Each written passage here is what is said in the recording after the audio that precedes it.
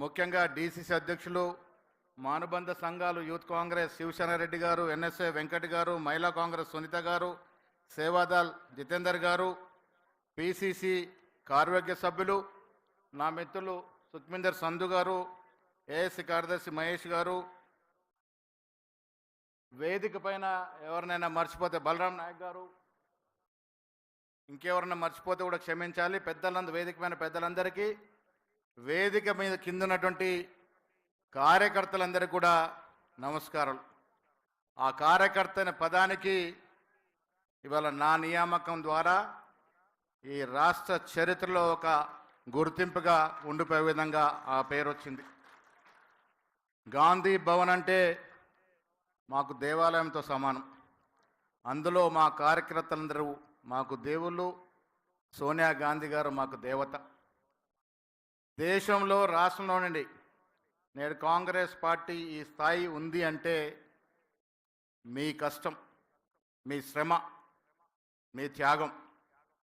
ఆనాడు రేవంత్ రెడ్డి గారు ముఖ్యమంత్రి అయిన తర్వాత ప్రజల్లో ఉత్సాహం రావటానికి కూడా కారణం ఏంటంటే 10 ఏళ్ళుగా మనం కష్టపడ్డ తీరు, కేసీఆర్ మనం ఇబ్బంది పెట్టిన తీరు, రేవంత్ రెడ్డి గారు ప్రజల్లో తిరుగుతూ ఉంటే ఈ అవకాశం ఈసారి వస్తుంది, ఇంకొద్దే కష్టపడదాం అన్నటువంటి ఆశతో మీరు కష్టపడ్డారు. కాబట్టే ఆనాడు సీనియర్ నాయకులు ఉన్నటువంటి సిఎల్పి నాయకులు బట్టి విక్రమార్క గారు, నాకు మార్గదర్శకులైనటువంటి ఉత్తమ్ కుమార్ రెడ్డి గారు, పెద్దలు విహెచ్ గారు, షబీర్ అలీ గారు, చాలామంది సీనియర్లు ఈసారి విభేదాలు పక్కన పెట్టి మనం అధికారంలోకి రావాలంటే అందరం కూడా కలిసికట్టుగా పనిచేయాలన్న తపనతో ముందుకెళ్ళినట్టు సందర్భం. కొన్ని కష్టాలు వచ్చాయి. నా నానాడు వర్కింగ్ ప్రెసిడెంట్ అయిన తర్వాత ఆనాడు ప్రధాన కార్యదర్శిగా ఉన్నటువంటి మా మిత్రులు మాణిక్ ఠాగూర్ గారు, రేవంత్ రెడ్డి గారు, బోసరాజు గారు ఆర్గనైజేషన్ ఇన్ఛార్జ్గా బాధ్యతలు ఇచ్చినారు. కాబట్టే ఇవాళ మీకు నేను దగ్గర కాగలిగినారు. నేను గతంలో ఉత్తమ్ కుమార్ రెడ్డి దగ్గర కూడా ఆర్గనైజేషన్లో పనిచేసినారు, తర్వాత రేవంత్ రెడ్డి గారి దగ్గర పనిచేసినారు. ఇద్దరు విభిన్నంగా కార్యాచరణ చేసేటువంటి అవకాశం. ఉత్తమ్ కుమార్ రెడ్డి గారు ఎంత జాగ్రత్త అంటే రాత్రి వేళ 12, 1 గంట, 2 గంటల దాకా పనిచేసేవారు. ఒక మెసేజ్ కార్యకర్తకు పంపాలి అంటే దాంట్లో స్పెల్లింగ్ మిస్ అయిందని 1కి 4 సార్లు తెప్పించుకొని చూస్తే తప్ప అది ముందుకు పోయేది కాదు. అదొక అలవాటు.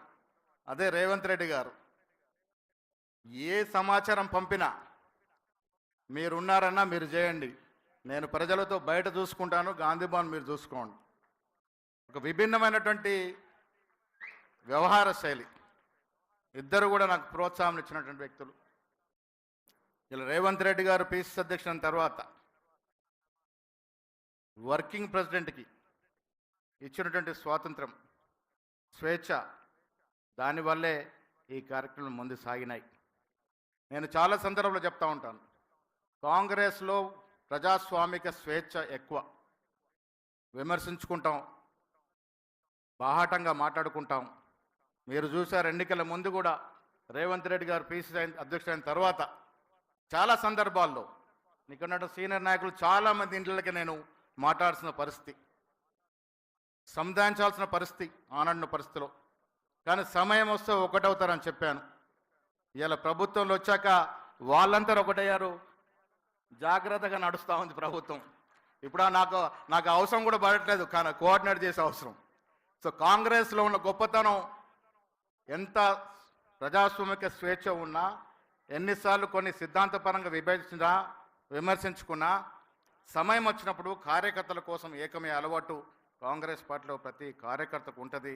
ఆ అలవాటు వల్లే ఎన్నికలకు ముందు ఇక్కడ కూర్చున్న పెద్ద నాయకులంతా ఏకతాటిగా ఆనాడు పిసిసి అధ్యక్షుడు రేవంత్ రెడ్డి గారు, బట్టి గారు సిఎల్పి నాయకుడిగా, సీనియర్ నాయకులుగా ఉత్తమ్ కుమార్ రెడ్డి గారు, విహెచ్ గారు, దామన్న గారు అందరూ కూడా కలిసికట్టుగా ముందుకు పోయినాం. కాబట్టే ప్రజలు మనం నమ్మినారు.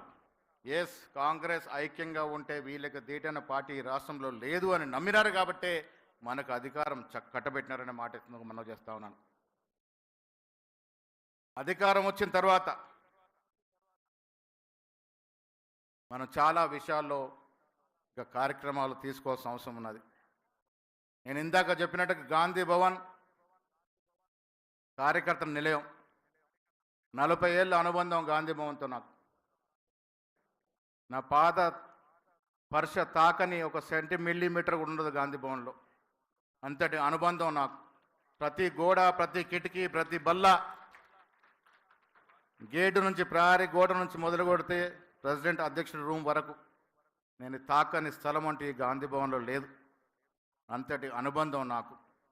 కార్యకర్తగా 83లో ఆనాడు డి శ్రీనివాస్ గారు నిజామాబాద్లో ఎమ్మెల్యేగా పోటీ చేసిన తర్వాత నేను కాలేజీలో ఉపాధ్యక్షుడు ఎన్నికైన తర్వాత నన్ను పిలిచి ఎన్ఎస్యు జిల్లా అధ్యక్షుడు తీసుకోమంటే నేను ఆ రోజు కరాటే మాస్టర్గా ఉన్నాను. క్లాసులు చెడిపోతాయి, రాజకీయాల్లో ఫుల్ టైం ఇయ్యలేను అని అంటే కూడా బలవంతంగా నాకు ఆనాడు ఆ పదవి కట్టబెట్టి నన్ను జిల్లా అధ్యక్షుడిగా చేసినారు 85లో. ముఖ్యమంత్రిగా సంబోధిస్తూ మహేష్ కుమార్ గౌడ్ చాలా స్వామ్యుడు అన్నాడు. ప్రజాస్వామ్యంగా చాలా స్వామ్యనే కానీ నేను కరాటేలో బ్లాక్ బెల్ట్ 6th అనే మాట కూడా మీకు గుర్తు చేస్తూ ఉన్నాను. సో రాజకీయాల్లో మొన్న కౌశిక్ రెడ్డి విషయం వచ్చినప్పుడు నేను మాట్లాడాను. ప్రజాస్వామ్యంలో ఉన్న మనకి భాష చాలా అవసరం, మంచి భాష మాట్లాడడం. మొన్న కౌశిక్ రెడ్డి వాడిన భాష వల్లే గాంధీ అనుచరులు రెచ్చిపోయినట్టు సందర్భం.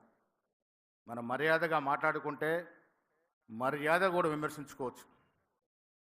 నేను ఒకనాడు రోషయ్య గారి స్పీచ్ విన్నాను, చంద్రబాబు గారి మీద మాట్లాడుతూ. ఆ భాషలో తిట్టని తిట్టుంది కానీ ఒక్కటి కూడా తిట్టనిపించదు మనకి. తిట్టని తిట్టంటూ లేదు ఆ స్పీచ్లో, కానీ ఒక్కటి కూడా తప్పుపట్టి తిట్టు అనడానికి లేదు. అంత జాగ్రత్తగా మాట్లాడిన సందర్భం. రాజకీయాల్లో వైరు వర్గాలు ఉంటాయి, ఎన్నికలప్పుడు పోటాపోటీలు ఉంటాయి, కానీ మన రాజసీమ కాదు. ఎన్నికలైన తర్వాత సౌహృద వాతావరణంలో మాట్లాడుకునే పరిస్థితి తెలంగాణలో, ఈ తెలంగాణ గడ్డలో, ఈ రక్తంలో ఉంది.